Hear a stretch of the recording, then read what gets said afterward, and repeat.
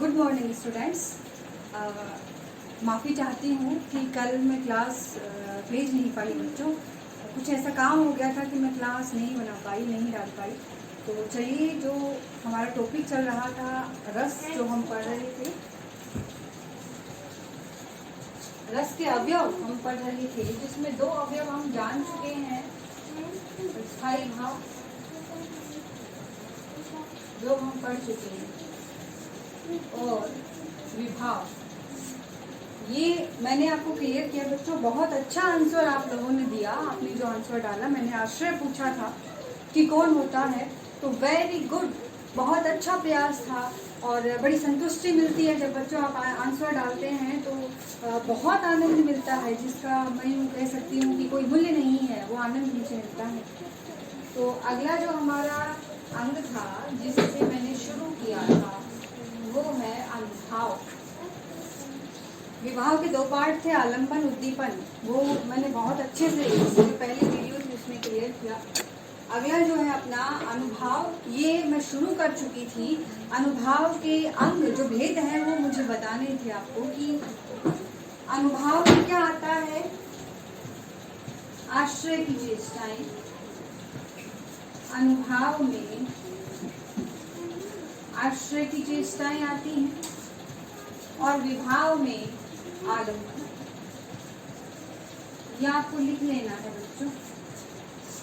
विभाव तो क्या होते हैं, विभाव में तो क्या आती हैं, आलंबन की चेष्टाएं। आलंबन मतलब जो कारण, जिस कारण से कोई भी भाव मन में उदित होता है, तो वो जो क्रियाएं करेगा वो तो विभाव होगा। आश्रय, आश्रय यानी जिसके मन में भाव उत्पन्न हो रहा है, वो भी तो कुछ कार्य करेगा। जैसे बच्चों ने, आपने एग्जाम्पल डाल के भेजे थे कि पूजा पे छिपकली गिरी, तो पूजा के मन में भय उत्पन्न हुआ, तो पूजा क्या हो गई, आश्रय हो गई। तो जब पूजा के मन में भय उत्पन्न हुआ, तो हमें कैसे पता लगेगा कि उसके मन में भय है या उसे डर लगा। कुछ तो करेगी ना, तो वो कुछ तो करेगी, तो वो क्या होंगे, अनुभाव होंगे। राधा पे छिपकली गिरी, तो राधा के मन में भय उत्पन्न हुआ, तो राधा कुछ तो करेगी ताकि हमें पता लगे कि उसके मन में क्या है, तो वो जो करेगी वो क्या होगा, अनुभाव होगा। यानी आश्रय जो भी क्रियाएं करता है वो अनुभाव के अंतर्गत आती हैं। और कोई भी व्यक्ति अपने भावों को 4 प्रकार से व्यक्त करता है। वो 4 प्रकार देखिए कौन कौन से हैं।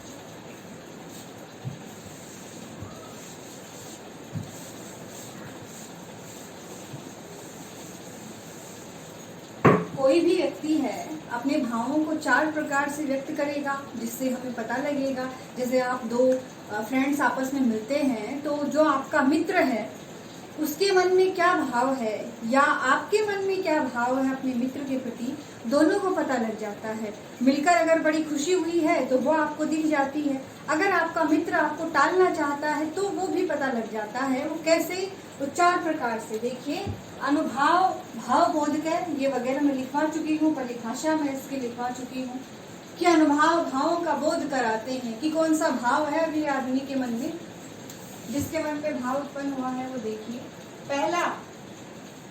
पहला अनुभाव का भेद है आंगिक, यानी कोई व्यक्ति क्रियाएं 4 प्रकार से करेगा, जिससे पता लगेगा कि उसके मन में क्या है। आंगिक या कायिक, इसको कुछ भी कह सकते हैं। आंगिक या कायिक क्या करेगा, अंगों के द्वारा या शरीर के द्वारा, काया के द्वारा पता लगेगा कि व्यक्ति प्रसन्न है, दुखी है, उसके मन में भय है, घृणा है, ईर्ष्या है, जो भी है वो उसके शरीर के द्वारा पता लगेगा। या तो ऐसी क्रियाएं करेगा, जैसे क्रोध आ रहा है तो आंखें लाल हो जाना, या पैर पटकना क्रोध में, या हाथों को पटकना, इस तरह से।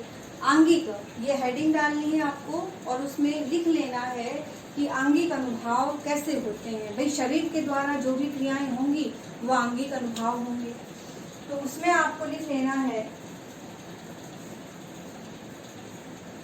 कि आंगिक अनुभाव में कि शरीर की चेष्टाओं से व्यक्त कार्य, आंगिक अनुभाव हेडिंग डालते, शरीर की चेष्टाओं से व्यक्त कार्य, यानी शरीर के द्वारा जो भी कार्य किए जाते हैं, जैसे वो जैसे क्या होते हैं वो मैं लिख देती हूँ। देखिए, जैसे हम क्या करते हैं, भ्रू संचालन,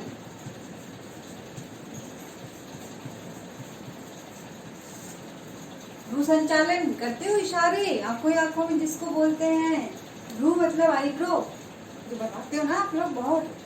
भ्रू संचालन की बाहों के द्वारा संचालन बहुत करते हैं, है ना। उसमें तो इतनी बड़ी बड़ी बातें हो जाती हैं जो बोल के नहीं हो पाती हैं। तो भ्रू संचालन समझ गए होंगे आप, इशारे। इसके अलावा आलिंगन, यानी एक दूसरे से मिलना जुलना। ये जो शरीर के द्वारा क्रियाएं होती हैं,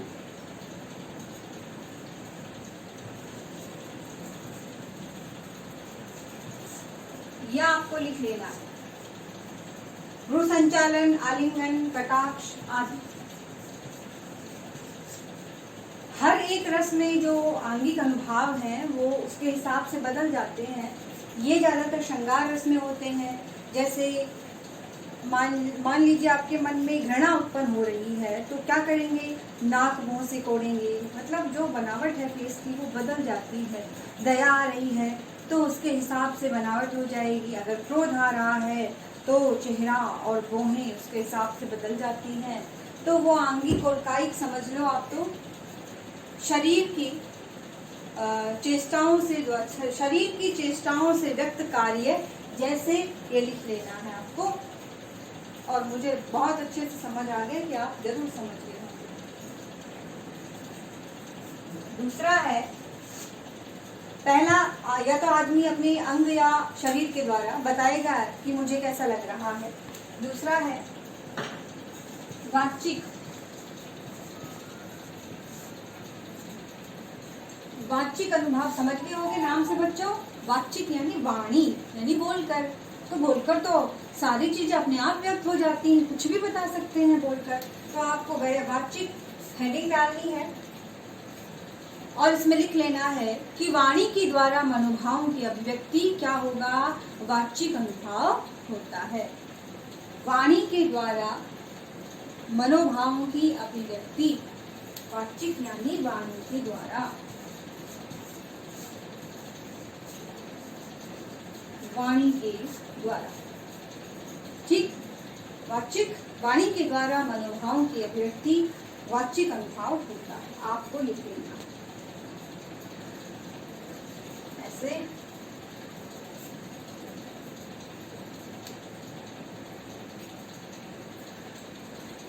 इसे मानसिक अनुभव भी कहा गया, इसी को कहा गया है। वाचिक अनुभव को ही मानसिक अनुभव भी कहा गया है, यानी मन से। अब मन तो दिखता नहीं है, मन में जो है वो बोलकर ही बताएगा आगे।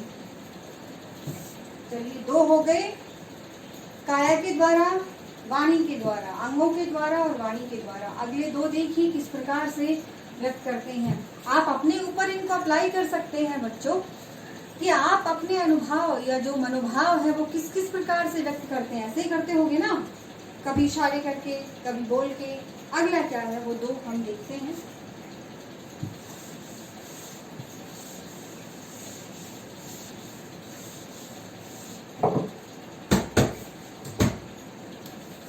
अगला है तीसरा अनुभाव,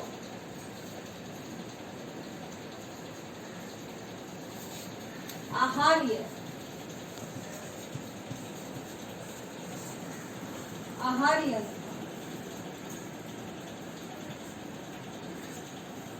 आहार्य अनुभव हेडिंग डाली है। और आहार्य का अर्थ होता है वेशभूषा, परिधान, साज सज्जा। इसके द्वारा भी भाव व्यक्त होते हैं। लिख देती हूँ, वेशभूषा,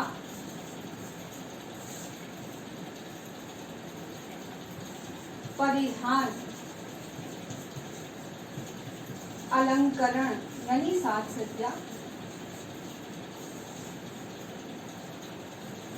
आदि। वेशभूषा, परिधान, अलंकरण यानी नायक नायिका लगा लो या आम आदमी लगा लो। जैसे हम किसी खुशी के मौके पर किसी के यहाँ जाते हैं, किसी से मिलने जाते हैं, उस समय जो पहनावा है वो तरह का होगा। किसी के दुख में शामिल होने जाते हैं तो पहनावा दूसरी तरह का होगा। तो वो पहनावे से भी पता लगता है कि कहाँ जा रहे हैं, कहाँ से आए हैं, क्या व्यक्ति के मन में भाव है, कितना उसे आनंद है और कितना उसे दुख है। ये सब भी परिधान या आहार्य से व्यक्त होता है। ठीक है, ये इतना ज़्यादा इम्पोर्टेंट है नहीं, लेकिन फिर भी पता होना चाहिए कि आहार्य का अर्थ होता क्या है, आपको नोट कर लेना। लास्ट जो बहुत मोस्ट इम्पोर्टेंट अनुभाव है, सात्विक अनुभाव। सात्विक हेडिंग डालो बच्चों, सात्विक अनुभाव। ये अनुभाव आप लोग लिख लेना अपने आप से, ये नहीं है कि मैंने कम लिखा है तो आप, मैं बोल रही हूँ बार बार। सात्विक अनुभाव, ये सात्विक अनुभाव 8 होते हैं, 8 प्रकार के। ये बाद में लिखना है, लेकिन सात्विक अनुभाव होते क्या है वो सुनिएगा। कि वो क्रियाएं शरीर की ही होंगी नॉर्मली, कि वो क्रियाएं जिन पर हमारा कोई वश नहीं होता है, यानी जिनको होने से हम रोक नहीं सकते हैं। शरीर में जो भी क्रियाएं होती हैं कुछ तो हमारे नियंत्रण में होती हैं, कुछ ऐसी क्रियाएं होती हैं जिनको हम रोक नहीं सकते हैं। जैसे आंसू आना, रोक सकते हो? नहीं, आ ही जाते हैं, कितना ही रोको आ जाते हैं। जैसे कंपन, शरीर कांपने लगता है, कभी भय के मारे, कभी सर्दी के मारे होता है। जैसे चोरी पकड़े जाने पर क्या होता है, रंग उड़ जाता है चेहरे का, उसे भी हम नहीं रोक सकते, छिपा नहीं सकते हैं। यानी कुछ ऐसी क्रियाएं होती हैं हमारे मन पर, शरीर पर, कि जिन पर हमारा कोई वश नहीं होता है, वो क्या होती हैं, सात्विक अनुभाव होती हैं। और वो कितनी होती हैं, 8 वो क्रियाएं हैं जिन पर हमारा कोई वश नहीं होता, वो तो होके रहेंगी, कितना ही रोक लो चाहे। वो कौन कौन सी होती हैं वो मैं आपको बताती हूँ। सात्विक अनुभाव हेडिंग डालनी है। सात्विक अनुभाव होता क्या है आपको लिखना है कि वो क्रियाएं जिन पर हमारा कोई वश या नियंत्रण नहीं होता है, सात्विक अनुभाव होते हैं, और वो 8 प्रकार के होते हैं।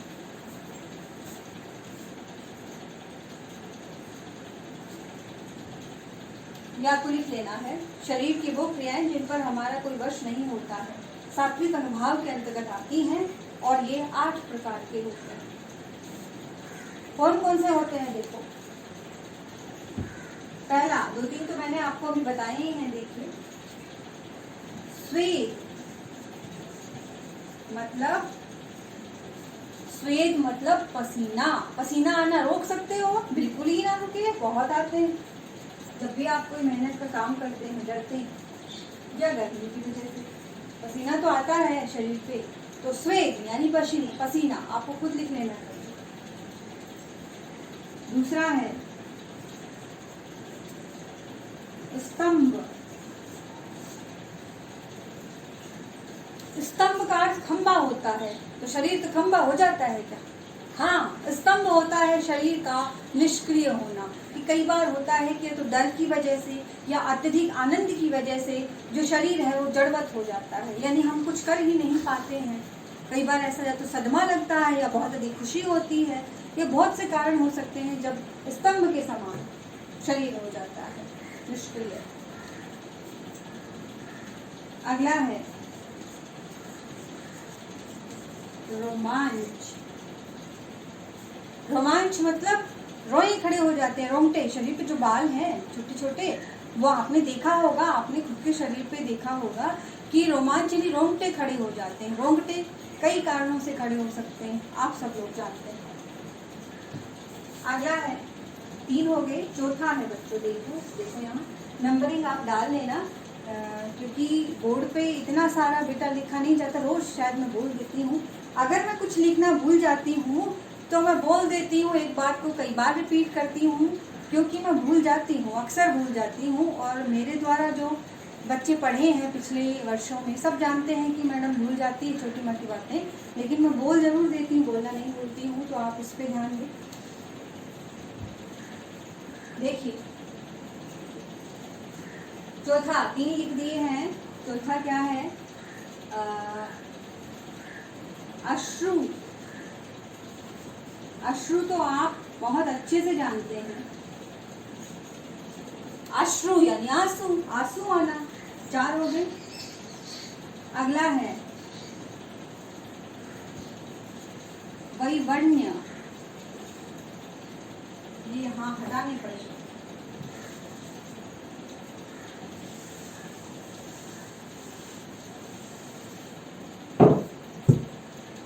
चार लिख दिए हैं मैंने। सात्विक अनुभव, श्वेत पसीना, स्तंभ शरीर का निष्क्रिय हो जाना, रोमांच रोंगटे खड़े होना, अश्रु आंसू आना। अगले यहाँ देखो ऊपर लिखती हूँ, 5वां है वैवर्ण्य। नीचे क्लियर नहीं लिखा।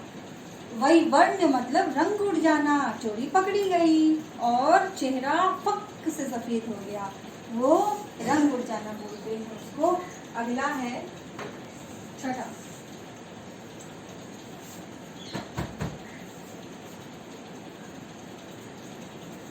स्वरभंग।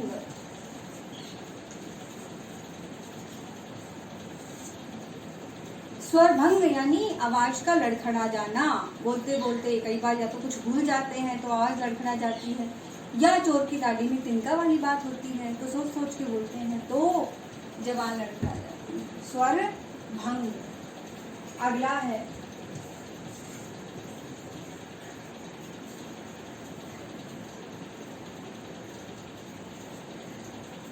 कंपन यानी कामना।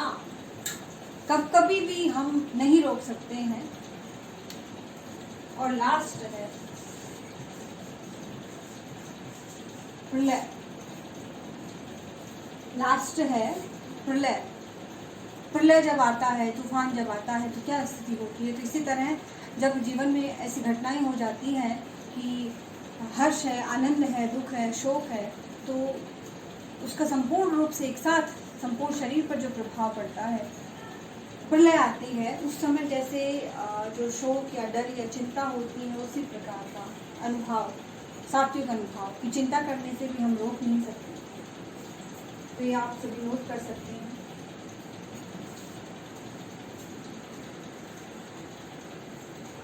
स्वेग, स्तंभ, रोमांच, अश्रु, वैवर्ण्य, स्वरभंग, कंपन और प्रलय। ये हो सकता है आपको नहीं क्लियर हो पाया, आवश्यकता भी नहीं है, आप केवल नाम याद रख सकते हैं। ठीक है, जब कभी हम महाविद्यालय में क्लास में हम आमने सामने होंगे, मैं आपको ये बताती हूँ। ठीक है बच्चों, इस समय आपको इतना ही जानना काफी है कि 8वां सात्विक अनुभव। चलिए, ये रस का तीसरा अंग, तीसरा अवयव समाप्त होता है कि अनुभव कितने प्रकार के होते हैं, 4। और कैसे याद रखोगे कि एक व्यक्ति अपनी मनोभाव को या अपने भावों को कितने प्रकार से व्यक्त कर सकता है। या तो वो अपने बॉडी लैंग्वेज से बताएगा, या वो बोलकर बताएगा, या उसका पहनावा देखकर अंदाजा लगाते हैं ना, अमीर है गरीब है कैसा, वो वेशभूषा भी संकेत करती है। और सबसे लास्ट है सात्विक अनुभव, तो वो तो हम अपने ऊपर ही अप्लाई कर सकते हैं, अपने ऊपर देख सकते हैं। इन सभी से वास्ता पड़ चुका होगा। रोक सकते हो इनको, नहीं रोक सकते, अपने आप होते हैं, होके रहेंगे। आगे कभी ऐसा हो तो देख लेंगे। तो ये अनुभव हो गए कंप्लीट। तीसरा अंग रस का। लास्ट वाला बचा है, चलिए वो देखते हैं।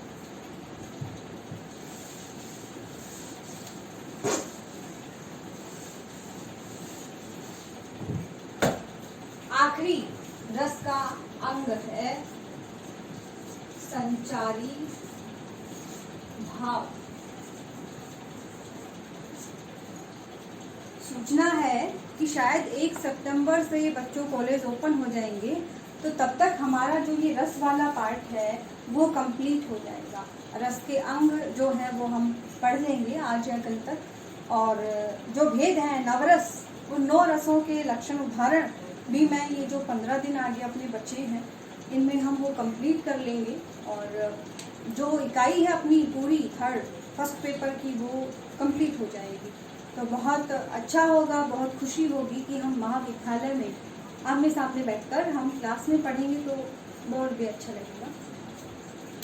तो चलिए, संचारी भाव या इन्हीं को क्या बोलते हैं, व्यभिचारी। भाव।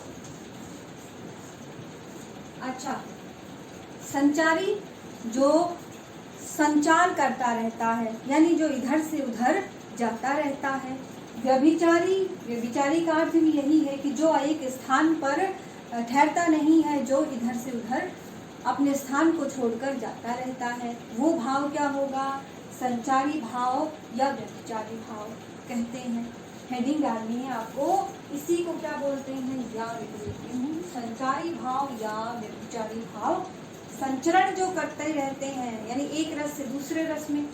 स्थायी भाव तो क्या होता है? उसका विपरीत है। स्थायी भाव का एकदम विपरीत है। स्थायी भाव तो स्थायी होता है, वो तो एक रस के साथ एक स्थायी भाव आपको मिलेगा, दो नहीं होंगे उसके, है ना। लेकिन संचारी भाव क्या होते हैं? सभी रसों में संचरण करते रहते हैं, सभी रसों में जाते रहते हैं।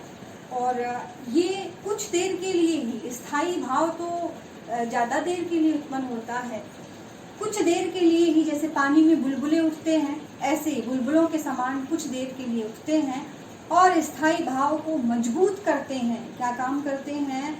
स्थायी भाव को मजबूत करते हैं। कैसे करते हैं वो हम पढ़ेंगे आगे। देखो, ये जो मैंने बातें बताई हैं, वीडियो देखते हो बच्चों, तो जो मैं बोलती हूँ वो रिक्वेस्ट है आपसे कि बहुत अच्छे से सुना करें। संचारी भाव किसे कहते हैं आपको लिख लेना है। ये संचारी भाव का अर्थ है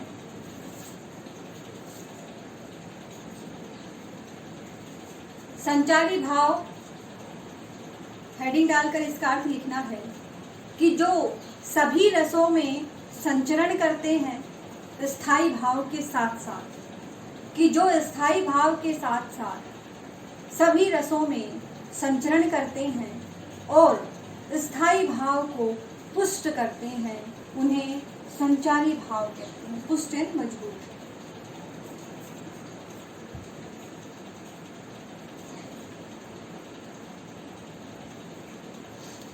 लिखा कि जो स्थायी भाव के साथ सभी रसों में, शायद लिख देती हूँ, जो स्थायी भावों के साथ, क्योंकि सभी रसों के स्थायी भाव हैं तो सभी के साथ संचरण करते हैं। स्थायी भावों के साथ साथ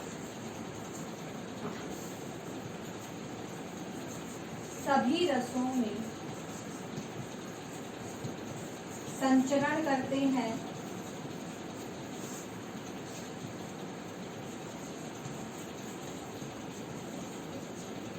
और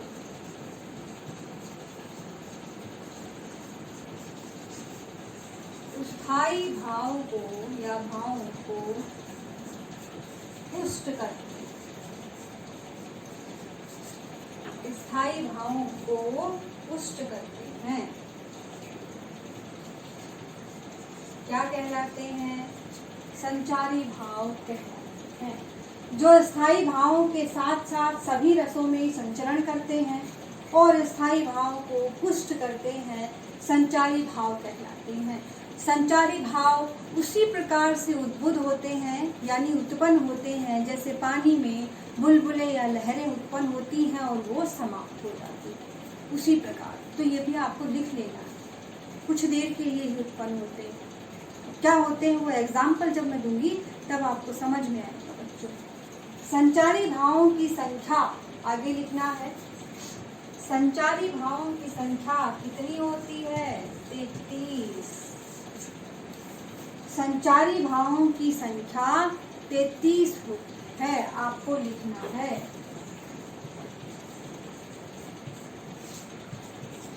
मेन जो 9 भाव होते हैं मूलतः, वो तो हम पढ़ ही चुके हैं स्थायी भावों में, लेकिन उनके साथ साथ मन में छोटे छोटे भाव भी उत्पन्न होते रहते हैं और उन्हीं को संचारी भाव कहते हैं।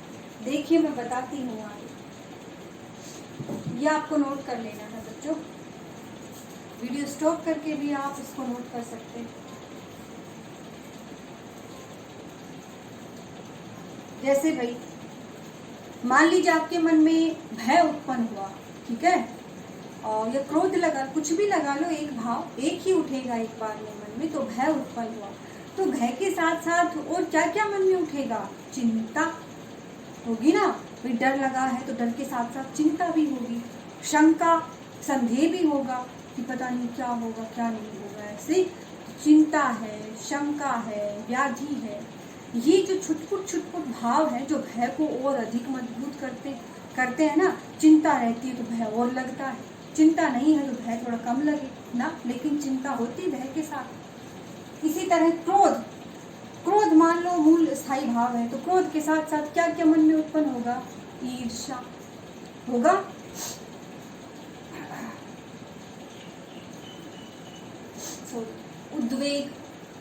उद्वेग भी होगा। भीतर से जो भावनाएं हैं वो निकल कर बाहर आएंगी। क्रोध जो है, क्रोध के साथ उद्वेग होगा, ईर्ष्या होगा, शंका भी होगी। ये जो भाव है छुटपुट जो क्रोध को और मजबूत करेंगे, यही संचारी भाव है। यही 33 संचारी भाव, इनके नाम हम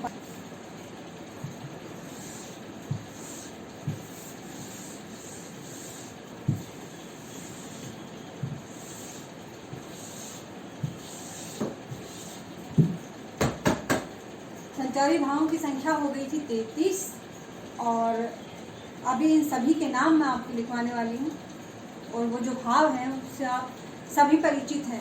जो 33 संचारी भाव हैं सभी आप उन भावों को जानते हैं।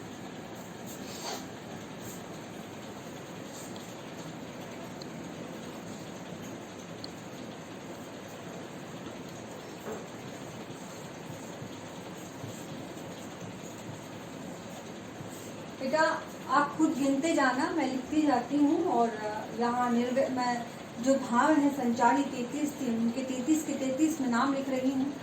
कुछ ऐसे नाम हैं जो आप नहीं सुने होंगे, आपने नहीं जानते होंगे, उनका अर्थ बताती चलूँगी।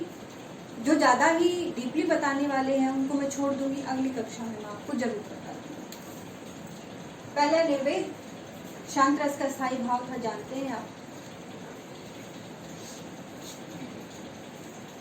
दूसरा है ग्लानि, गिल्टी फील होता है ना, कई बार गलत काम हो जाता है, फिर आपको लगता है गलत हो गया, क्या करें, तो वो ग्लानि। कौन से रस के साथ आती है अक्सर? दया, करुणा। अगला है तीसरा संचारी भाव है शंका। बताया था ना अभी, शंका होती है, संदेह होता है। चौथा है संचारी भाव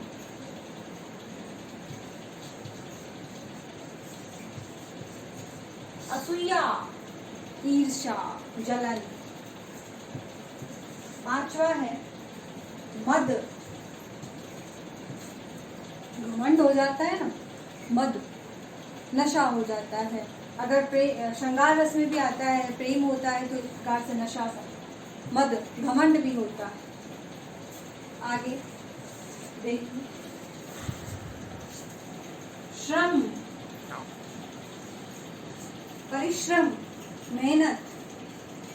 अगला सातवां आलस्य,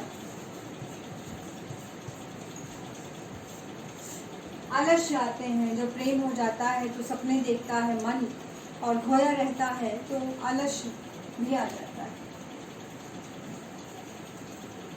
आगे है आठवां, या बहुत अधिक जब कष्ट होता है तो भी आलस्य का जो भाव है छुटपुट उत्साह उत्पन्न होता है।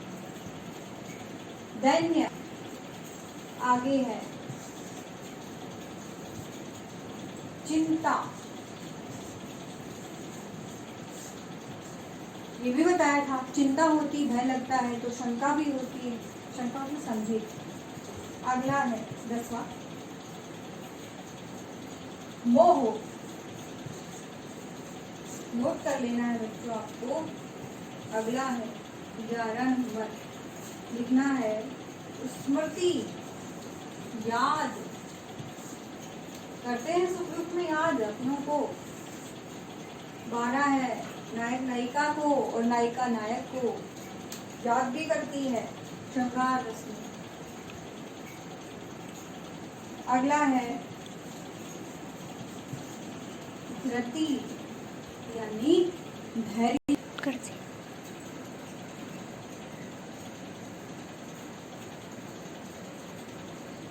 अगला है 13वां है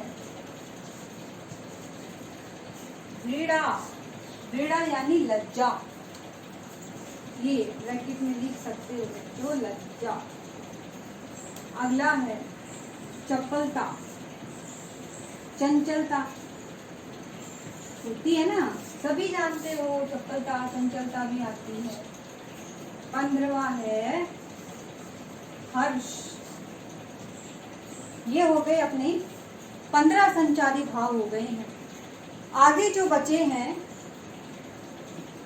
33 हैं, 33 में से 15 मैं बता चुकी हूँ आपको, और 18 जो संचारी भाव बाकी रह गए हैं अगली कक्षा में। आज के लिए इतना ही काफी। धन्यवाद।